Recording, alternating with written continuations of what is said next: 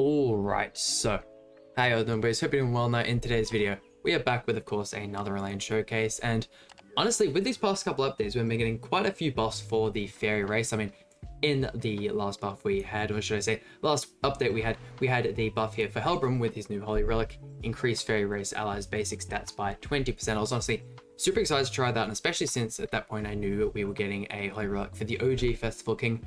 Unfortunately I haven't got the materials for that one as of yet, but I figured that would be an extremely good combo, and combined with the fact that also with the release of this new Elaine, she also received her holy relic, which we've gone ahead and grinded up. It increases all allies damage taken by 30% whilst they have the shock debuff, so that is really nice there. Having a look at her passive here, at the beginning of all allies turns, applies flower petals of the sacred tree to all enemies for 1 turn. Enemies with the effect take 30% more damage and are affected by shock for 1 turn when attacked by a fairy hero, so obviously tying in with the holy relic effect there. Quickly having a look at her skills, the first card here, inflicts damage equal to 250% of attack on all enemies, disables buff and debuff skills for 2 turns. The second card here increases HP related stats for allies by 15% for 3 turns, and when attacked instantly recovers 40% of damage taken. And last but not least, the ultimate inflicts damage equal to 420% of attack on all enemies and releases 100%. So honestly, not too bad a kit. She is just one good unit away from honestly like probably having the fairy team be one of the better teams in the game. Honestly, if we could just please get like a festival Glock sometime in the near future. I know we're most likely going to get a light type festival as the next one, but come on, festival Glocks. I would absolutely love to see that. Jumping over to the equipment here, I did actually go ahead and finally give her the UR gear, just some regular HP defense gear, and then we've gone ahead and actually purchased a couple cosmetics for her as well. So actually got some good CC this time around, almost hitting the 60,000, which is all right. Some pretty average CC, but this is the team we're using today. Really excited to see what we're going to be able to do. Hopefully we can get some really good card draw off the bat with those king merges, but I mean, yeah, let's jump right into it. Here we go, and let's set our first opponent. Really going to make us start with the Barn team. Okay, could possibly be a real player as well due to the CC, but that is actually some perfect card draw to start us off here. Let's go straight for the rank up there, and I think I might go, yeah, just so, I mean, don't get me wrong, we probably could use the Elaine card to like stop him from throwing out the buff effect or anything like that, but whilst he hasn't got any buff effects or anything up, we might as well just try and get out as much damage as possible. How much do you reckon from this second Power Strike card? I mean, yeah, that is almost 600,000 right off the bat. That's something to forfeit over apparently. And I feel like I always end up enjoying these teams a whole lot more, like these super offensive kind of like janky teams that you're kind of just using all these support characters to buff like an insanely strong DPS. Pretty much just going to be going for the same card draw almost every turn. We can't really stop any buff effects in this one here. Ideally we want to try and kill that True Seeker Merlin, and I think he has extremely low CC. I think he was sitting around like that 240,000 range, but yeah, still some really strong damage. If you're one of those teams that doesn't get like a crazy amount of like protection without actually throwing out any cards, or like teams like this, obviously you get most of your protection from throwing out the Jack of Light card, disabling cards and whatnot, whereas the Barn team, just with all the passives and whatnot combined, you end up having just such an amazing HP pool that it can definitely be hard to kill. So we are going to pretty much shred through this match here. Wasn't gonna be much difficulty, but I don't know, yeah, in these off turns like this, there isn't much you can really do, and it's like, I feel like if we can replace Helbram with someone who could have like 2 really strong, maybe more like damage cards or even just like utility cards, something like that. Once again, like a Festival Glock Xenia would be absolutely perfect, or even maybe like a Ragnarok character that's a fairy that would work really well. Like I'd love to see an actual like PvP meta Ragnarok character. Like it could definitely happen. We could potentially see it, but it's unlikely. I might actually see if we can throw out the Helbram ultimate first. I do believe Helbram's only 4/6 as well, so don't expect anything crazy here, but yeah, no. Hopefully we continue to see a couple more buffs for the fairy team. That way we can actually get a meta where they're, you know, the almighty and powerful. And I really wish we could run these 2 characters, or maybe even run like a Helbram passive in the back. That way we could have go through in the front and have access to that rank up, because I mean, I doubt we're going to be able to get any level 3 cards with this kind of hand, because once again, it just feels like you draw way too many of the Elaine and Helbram cards.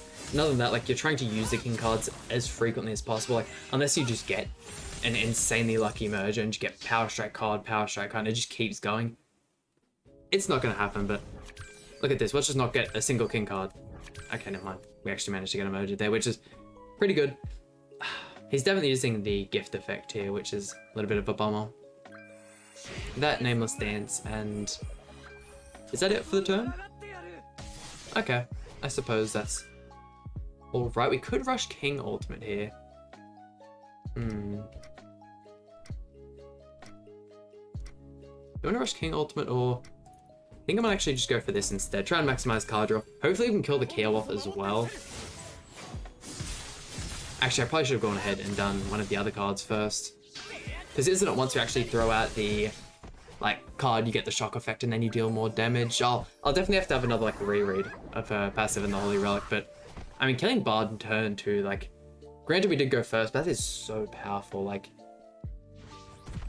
Yeah, no, we definitely do a whole lot better against Mono Red than I thought we would, because this team can just be an absolute powerhouse. Getting through that HP pool can be such a struggle, to the point where some teams just can't beat Barn.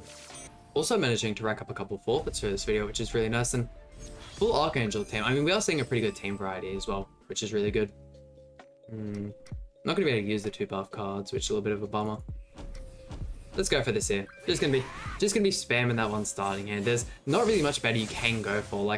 I suppose maybe I could have felt like he might have had dodge food or something like that, and we could have tried something else. But once again, almost proc revive turn 1. If we just had a tiny bit more damage, maybe if Hellbrim had a bit more of a passive instead of reviving himself. I know he gave another 15% attack stat buff to all fairy race allies, or even if we had someone a little bit better in the backline for buffing King, something like that, because we aren't getting a crazy amount of debuffs. We are still getting, actually we're still getting 6, aren't we? So we're still maximizing out on the Zeldris passive, or is it 8 to maximize Zeldris? That's alright. Let's see what King's attack stat looks like here. Yeah, an extra 9.4k. Pretty good, pretty good. 1, 2, and might just chuck this up here. Yeah, why not? We'll go full send on the damage. I feel like we'll end up proc and revive on someone here and killing the other.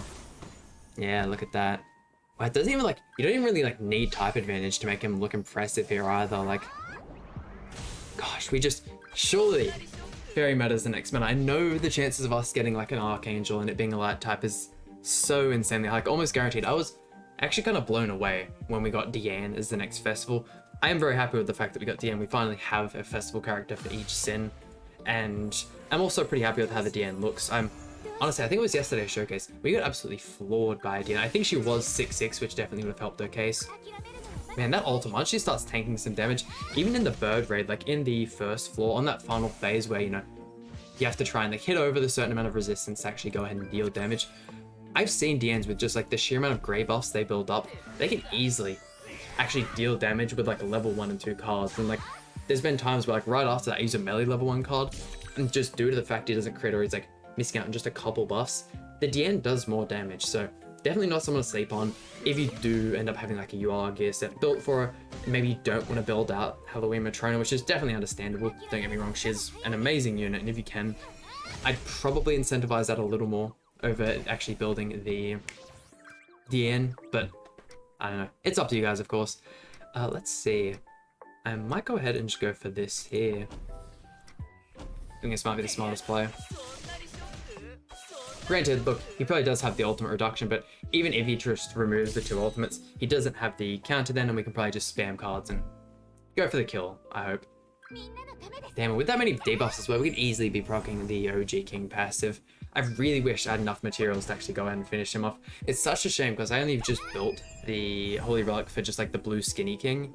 Not the one we're using now, but the one you get from story, and gosh, such a mistake on my behalf. No buffs here, which is real unfortunate. I might go 1, 2, and 3. That should pretty much finish everything off. Damn, real sad we didn't have the Hellbrim buff here for this final one, but we get the extra damage from the card there. Can't remove any buffs either, because we actually broke the Elizabeth shields, but 1.5 million there. That is... Damn, seeing King hit, that's always so nice.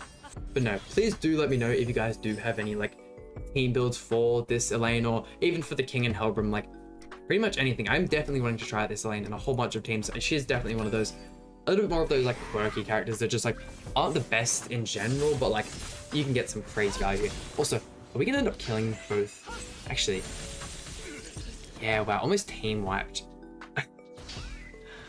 Almost completely team wiped, wow. And we managed to get 2 King cards as well. At that point, what do you do? Surely we don't get any more Festival Holy Relics anytime soon.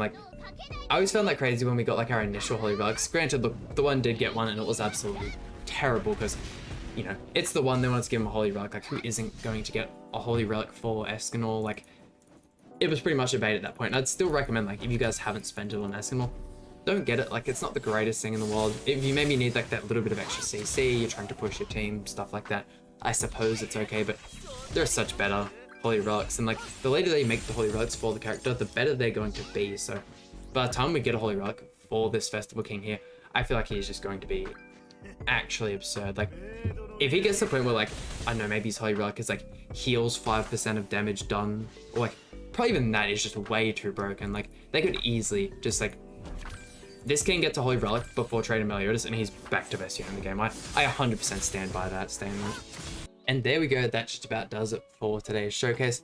Once again, I've been having heaps of fun with this Elaine. Please, if you guys do have any team suggestions, let me know in the comment section below. But that just about does it for today's video. Hope you guys enjoyed, I sure did.